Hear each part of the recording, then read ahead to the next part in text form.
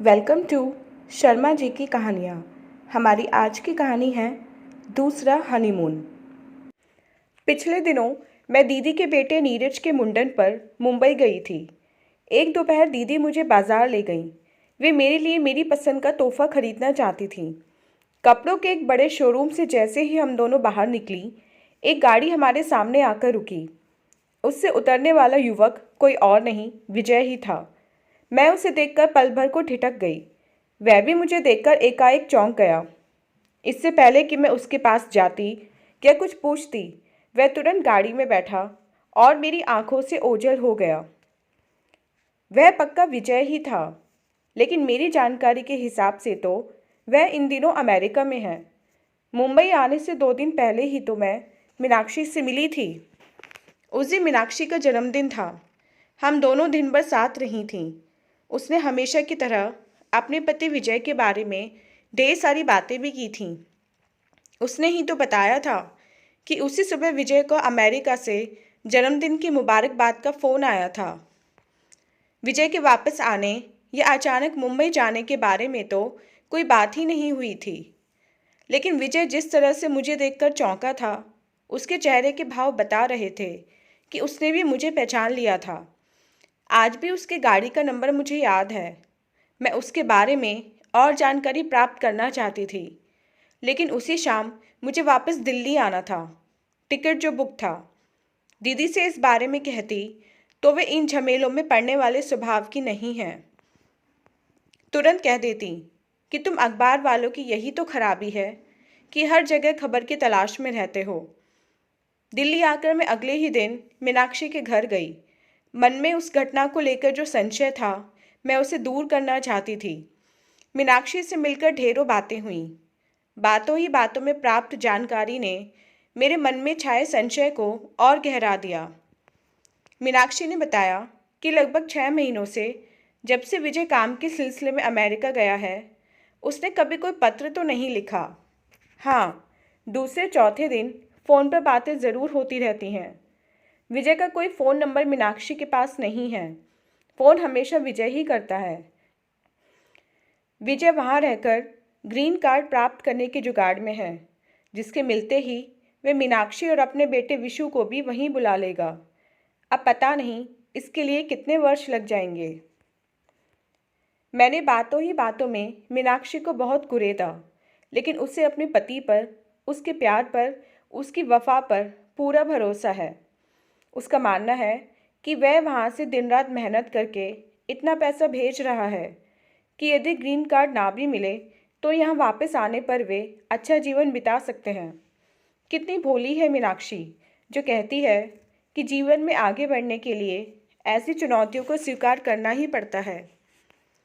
मीनाक्षी की बातें सुनकर, उसका विश्वास देखकर मैं उसे अभी कुछ बताना नहीं चाह रही थी, लेकिन मेरी रातों की नींद उड़ गई थी। मैंने दोबारा मुंबई जाने का विचार बनाया, लेकिन दीदी को क्या कहूँगी। नीरज के मुंडन पर दीदी के कितने आग्रह पर तो मैं वहाँ गई थी, और अब एक सप्ताह बाद यूं ही पहुँच गई। मेरी चाह को राह मिल ही गई। अगले ही सप्ताह मुंबई में होने वाले फिल्मी सितारों के एक बड़े कार्यक्रम को कवर करने का काम अखबार ने मुझे सौंप दिया और मैं मुंबई पहुँच गई। वहाँ पहुँचते ही सबसे पहले अथॉरिटी से कार का नंबर बताकर गाड़ी वाले का नाम पता मालूम किया। वह गाड़ी किसी अमृतलाल के नाम पर थी, जो बहुत बड़ी कपड़ा मिल का मालिक है। इस जानकारी से मेरी जांच को झटका अवश्य लगा, लेकिन मैंने चैन की सांस ली। मुझे यकीन होने लगा कि मैंने जो आंखों से देखा था वह गलत था। चलो, मीनाक्षी का जीवन बर्बाद होने से बच गया। मैं फिल्मी सितारों के कार्यक्रम की रिपोर्टिंग में व्यस्त हो गई। एक सुबह जैसे ही मेरा ऑटो लाल बत्ती पर रुका, बगल में वही गाड़ी आकर खड़ी हो गई। गाड़ी के अंदर नज़र पड़ी तो देखा गाड़ी विजय ही चला रहा था, लेकिन जब तक मैं कुछ करती, हरी बत्ती हो गई और वाहन अपने गंतव्य की ओर बढ़ने लगे। मैंने तुरंत ऑटो वाले को उस सफ़ेद गाड़ी का पीछा करने के लिए कहा, लेकिन जब तक वह ऑटो वाला कुछ समझता, वह गाड़ी काफ़ी आगे निकल गई थी।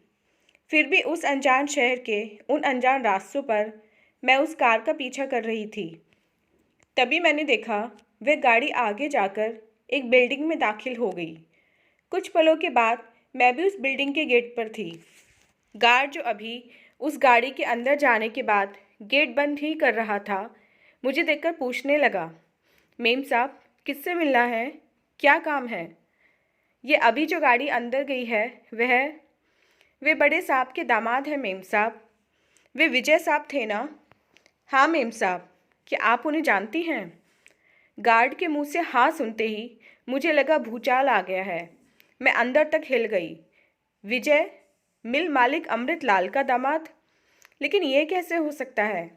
बड़ी मुश्किल से हिम्मत बटोर कर मैंने कहा, देखो मैं जर्नलिस्ट हूँ, अखबार के दफ्तर से आई हूँ, तुम्हारे विजय साहब का इंटरव्यू लेना चाहती हूँ, क्या मैं अंदर जा सकती हूँ? मेम साहब, इस वक्त तो अंदर एक ज़रूरी मीटिंग हो रही है, उसी के लिए विजय साहब भी आए हैं।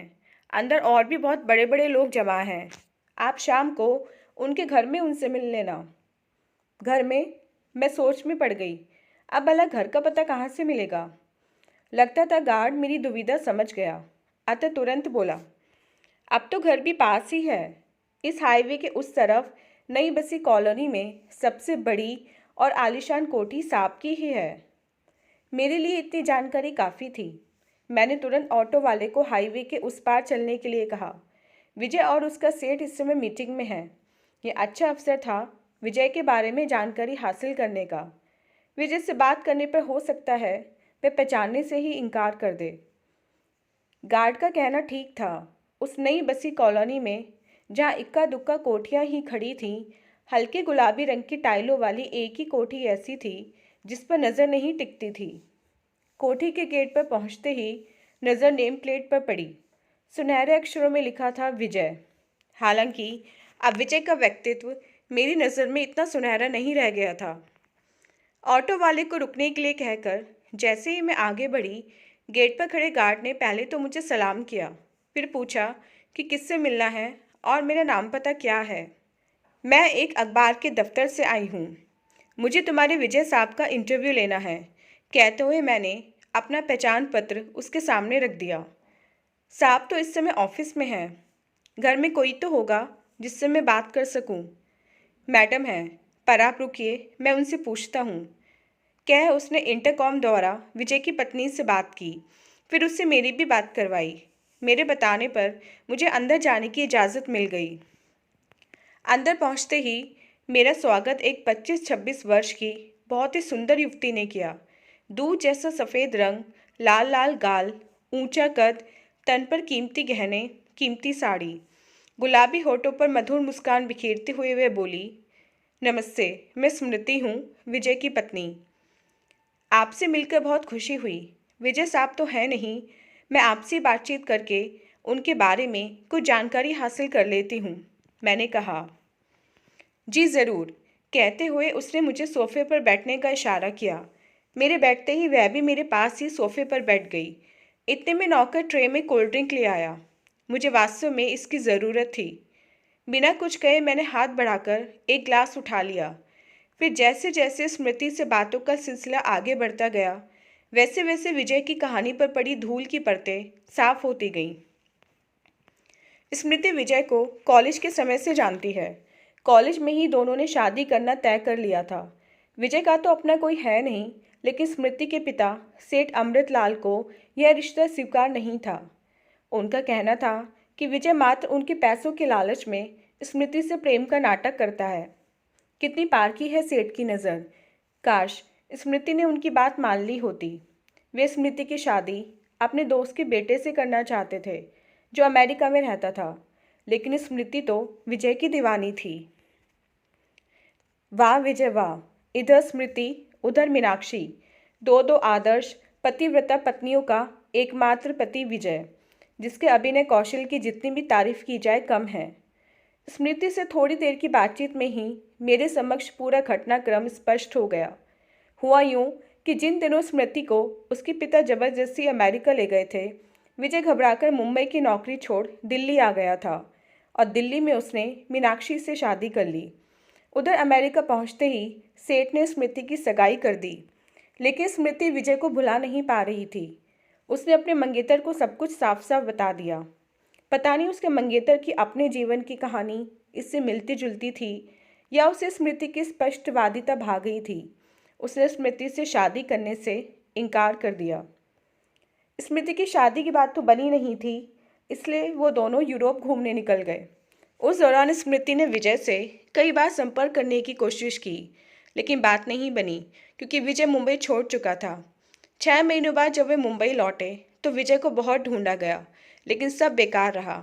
स्मृति विजय के लिए परेशान रहती थी और उसके पिता उसकी शादी को लेकर परेशान रहते थे। एक दिन अचानक विजय से उसकी मुलाकात हो गई। स्मृति बिना शादी किए लौट आई है, यह जानकर विजय हैरान परेशान हो गया। उसकी आंखों में स्मृति से शादी करके करोड़पति बनने का सपना फिर से तैरने लगा। मेरे पूछने पर स्मृति ने शर्माते हुए बताया कि उनकी शादी को मात्र 5 महीने हुए हैं। मन में आया कि इसी पल उसे सब कुछ बता दूं, धोखेबाज विजय की कलई खोल कर रख दूं, स्मृति को बता दूं कि उसके साथ कितना बड़ा धोखा हुआ है। लेकिन मैं ऐसा ना कर सकी। उसके मधुर व्यवहार, उसके चेहरे की मुस्कान, उसकी मांग में भरे सिंदूर ने मुझे ऐसा करने से रोक दिया। मेरे एक वाक्य से ये बहार पतझड़ में बदल जाती, अतः मैं अपने को इसके लिए तैयार नहीं कर पाई। ये जानते हुए भी कि ये सब गलत है, धोखा है, मेरी ज़ुबान मेरा साथ नहीं दे रही थी। एक तरफ पल तो पल की पहचान वाली स्मृति थी, तो दूसरी तरफ मेरे बचपन की सहेली मीनाक्षी। मेरे लिए किसी एक का साथ देना कठिन हो गया। मैं तुरंत वहाँ से चल दी। स्मृति पूछती ही रह गई कि विजय के बारे में यह सब किस अखबार में किस दिन छपेगा। खबर तो छपने लायक ही हाथ लगी थी, लेकिन इतनी गर्म थी कि इससे स्मृति का घर संसार जल जाता। उसकी आँच से मीनाक्षी भी कहाँ बच पाती। बाद में बताऊंगी, कहकर मैं तेज कदमों से बाहर आ गई। मैं दिल्ली लौट आई। मन में तूफान समाया था। बेचैनी जब असहनीय हो गई तो मुझे लगा कि मीनाक्षी को सब कुछ बता देना चाहिए। वह मेरे बचपन की सहेली है, उसे अंधेरे में रखना ठीक नहीं। उसके साथ हो रहे धोखे से उसे बचाना मेरा फ़र्ज़ है। मैं अनमनी सी मीनाक्षी के घर जा पहुंची। मुझे देखते ही वह हमेशा की भांति खिल उठी। उसकी वही बातें फिर शुरू हो गई। कल ही विजय का फ़ोन आया था।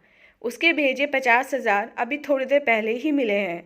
विजय अपने अकेलेपन से बहुत परेशान है।